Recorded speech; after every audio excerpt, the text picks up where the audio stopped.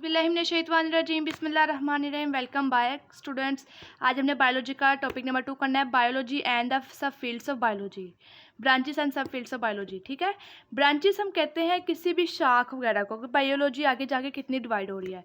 सबसे पहले आपकी बुक में मॉर्फोलॉजी के बारे में बताया गया है। मॉर्फोलॉजी भी एक बायोलॉजी की ब्रांच है, एक हिस्सा है, जिसके बारे में हम क्या स्टडी करते हैं, जिसके बारे में हम स्टडी करते हैं कि भाई इंसान का या ऑर्गेनिज्म, कोई भी ऑर्गेनिज्म है, उसका स्ट्रक्चर, अंदर का ढांचा वो किस तरह बनाया गया है, जैसे कि उसका आउटवर्ड अपीयरेंस और इंटरनल स्ट्रक्चर, ये दोनों मॉर्फोलॉजी में आते हैं। यानी कि अंदरूनी तौर पे उसके ऑर्गन किस तरह काम करते हैं, किस तरह बनाए गए हैं। तो उसी के साथ साथ आउटवर्ड अपीयरेंस, भाई इंसान की शेप, कलर, पैटर्न, वो किस तरह के कद्दो काम आता है, ये सब हम मॉर्फोलॉजी में स्टडी करते हैं। ठीक है, मॉर्फोलॉजी स्ट्रक्चर और इंसान का या किसी भी ऑर्गेनिज्म का किस तरह बनाया गया है, इन सब के बारे में स्टडी मॉर्फोलॉजी में होती है। एग्जाम्पल भी आपके सामने है, शेप, कलर, पैटर्न, उसके आउटवर्ड अपीयरेंस के लिए, और इंटरनल स्ट्रक्चर के लिए हम ऑर्गन को स्टडी करते हैं। नेक्स्ट आ जाए जी एनाटॉमी। एनाटॉमी भाई सिंपल हमने समझना है, internal physical structure of organism, इंसान का ऐसा ढांचा जिसको हम टच कर सके फिजिकली, उसको हम एनाटॉमी में स्टडी करते हैं। भाई बस इतना समझना है आपने। ठीक है, ऐसा ढांचा जिसको हम टच कर सके, जैसे कि study of organ of digestive system. Digestive system में हम क्या करते हैं भाई, हम देखते हैं कि डाइजेस्टिव सिस्टम यानी कि हमारे हाजमे का अमल, हम खाना खाते हैं, खाने में सबसे पहले जो खाना है मुंह में जाता है, मुंह में दांत उसे चबाते हैं, ज़बान उसको इनगल्फ अंदर लेके जाती है। ठीक है, फिर गले से होकर खुराक की नाली में, मैदे से, फिर वगैरह वगैरह आगे आप पढ़ेंगे इसको भी।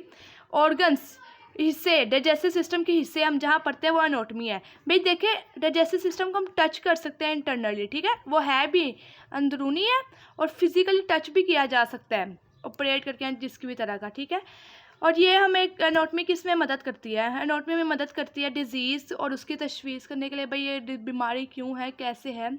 मेडिकल डिवाइस डेवलपमेंट, हमें मेडिकल यानी कि एहतियाती तदाबीर बताती हैं, और अपनी क्वालिटी ऑफ लाइफ को इम्प्रूव करने के लिए हम एनाटॉमी का यूज़ करते हैं। ठीक है, ये तीन चीज़ें इसकी हेल्प से है हमारे लिए, और इसके एग्जाम्पल में आता है ऑर्गन्स ऑफ डाइजेस्टिव सिस्टम आपकी बुक के हिसाब से।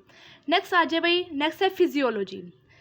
बहुत इंपॉर्टेंट शॉर्ट क्वेश्चन है भाई। इसमें हम क्या करते हैं, deals with functioning of body part, हमारे बॉडी पार्ट किस तरह काम कर रहे हैं, उनके बारे में जो हम स्टडी करते हैं वो हम किस में करते हैं, फिजियोलॉजी।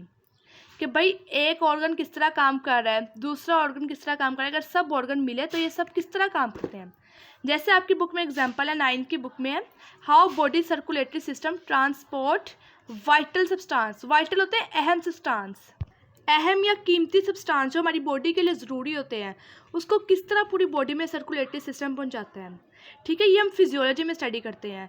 या आप ये लगा लें, आई का फंक्शन लगा ले, आई हमें देखने में मदद करती है, आई के अंदर इतने चीज़ें, इतनी वेन्स, इतनी चीज़ें हैं। ठीक है, एयर का फंक्शन लगा ले, एयर हमें हेयरिंग करने में मदद करता है, हैंड्स हमें किसी भी चीज़ को होल्ड करने के लिए मदद करते हैं।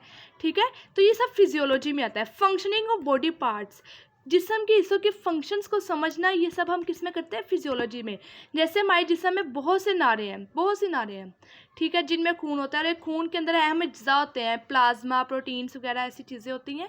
जो खून गर्दिश करता है हमारे जिस्म के अंदर, तो वो पूरे बॉडी को वो चीज़ें, वाइटल सब्सटेंसेस पहुंचाता रहता है। इस तरह हमारी बॉडी को ताकत भी मिलती है, और वो बाहर के लोगों से यानी कि जर्म्स वगैरह से निपटने में हमारी मदद भी करता है। नेक्स्ट है हिस्टोलॉजी। हिस्टोलॉजी, जहाँ भी आए ना हिस्टोलॉजी, वहाँ आपने यही याद रखना है भाई, microscopy study of tissue. Tissue को इतने छोटे लेवल पे जाके पढ़ना ऑप्टिकल माइक्रोस्कोप या इलेक्ट्रॉन माइक्रोस्कोप के ज़रिए से, ताकि हमें एक एक सेल नज़र आए। ठीक है, पहले तो समझे टिश्यू क्या होता है। What is tissue, group of cells have similar function, cells का ऐसा मजमूआ जिसका एक जैसा फंक्शन हो। ठीक है, जिसका एक जैसे फंक्शन हो, जो एक एक मिल के काम करें। ठीक है, उनका मजमूआ और एक साथ मिल के काम करें। अब देखिए, ये मैंने बनाया टिश्यू, इसमें मुख्तलिफ तरह के सेल हैं, लेकिन काम एक कर रहे हैं, ग्रुप बना हुआ है, मजमूआ बना हुआ है। ठीक है, अब सेल्स क्या होता है ये हम पढ़ते हैं आगे जाके। अब ये मैंने एक किस्म का मस्कुलर टिश्यू या मस्कुलर टिश्यू बनाया है। ठीक है, यहाँ देखें डिफरेंट सेल्स हैं जो मिलकर एक टिश्यू को बनाते हैं। ठीक है, group of cells have similar function is called tissue. अब टिश्यू हमें क्या करता है, हिस्टोलॉजी हमें किस चीज़ में मदद करती है भाई, जब हम टिश्यू को एग्जामिनेशन करते हैं, टिश्यू में पढ़ते हैं, तो हमें क्या क्या पढ़ने को मिलते हैं, डिजीज़ डियाग्नोसिस, बीमारी की तशवीश, ड्रग स्टडीज़, अद्वयात का इस्तेमाल। भाई अगर हम ये दवाई लेंगे, ये ड्रग लेंगे तो हमारे जिस्म पर, हमारे टिश्यूज़ पर क्या असर होगा। भाई cell is the basic structure and function unit of body, ठीक है ना। सेल ही से तो हम बने हैं टोटल। सेल मेन लेवल पे जाके देखा जाए तो सेल ही एक ऐसी चीज़ है। अच्छा, तीसरा पॉइंट बुक ने क्या बयान किया है, अंडरस्टैंडिंग स्ट्रक्चर एंड फंक्शन। ढांचे और उसके काम को समझने के लिए इंसान का ढांचा भाई टिश्यू है, स्किन है, स्किन के नीचे टिश्यूज़ हैं, टिश्यूज़ के नीचे भी कोई ऑर्डिनरी टिश्यूज़ है, उसके नीचे बोन्स है, और ये सब के सब सेल से मिलके बने हैं। इन तीनों चीज़ों के बारे में स्टडी हम किस में करते हैं, हिस्टोलॉजी में। यहाँ मैंने उर्दू में भी लिखा है, छोटे लेवल पे जाकर माइक्रोस्कोप के ज़रिए टिश्यू को पढ़ना, उसका इल्म हासिल करना, उसको देखना कि भाई टिश्यू में क्या चल रहा है, अगर हम ये उसकी ड्रग ऊपर अप्लाई करें तो क्या असर होगा, ठीक है। तो इन सब के बारे में पढ़ने को हम हिस्टोलॉजी कहते हैं। आज का लेक्चर हमारा इतना ही था, मिलते हैं नेक्स्ट लेक्चर के साथ। अल्लाह हाफिज़।